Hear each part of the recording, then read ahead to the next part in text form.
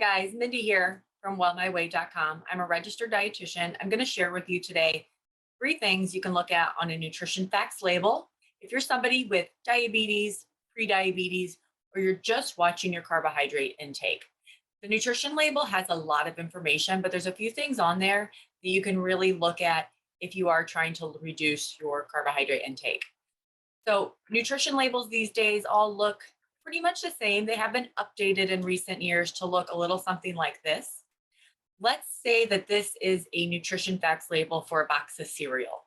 The first thing I want you to look at, tip number 1, is the serving size. It's going to be right at the top.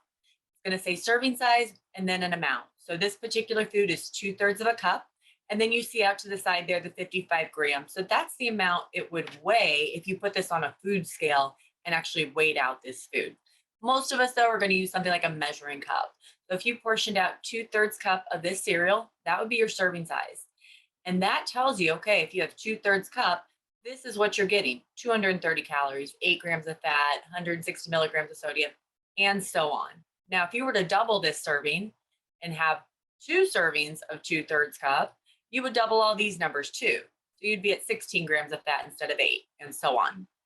So that's one. Look at the serving size. The serving size is a pretty good guide of about how much you should have, but it doesn't mean that's all you could ever have. It just really depends on the food and your carbohydrate goal.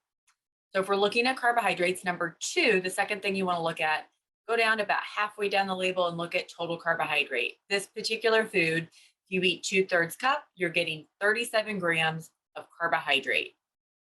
Now, the third tip, the thing that you can actually ignore on this food label that a lot of people get tripped up on, is these percentages. Don't even look at the percentages. It's not that important if you're carb counting. What you really want to look at is your total grams of carbohydrate. Now, there is another thing on here, maybe a 4th tip, a little bonus tip I'll tell you to look at, and that is the dietary fiber. Fiber is really good for your blood sugars. It is great for your gut health and your digestion. It can also help lower cholesterol a little bit if you're consistent in your fiber intake. So fiber is your friend. If you're counting carbs, if you're managing your blood sugars, fiber is a great thing. So let's take it from the top. That's number 1, look at your serving size. Number 2, look at your total carbohydrates in grams, or G. Number 3, ignore the percentages. They might just be more confusing than anything. And then bonus tip number 4, fiber is your friend. If the food has some fiber in it, that's going to be a good thing. If you want more help planning your diet, planning your meals, if you're somebody who has diabetes or prediabetes, and you just don't know how many carbohydrates you're supposed to have in a day or at a meal, happy to help. Go to wellmyway.com, click on our services, and we can get started.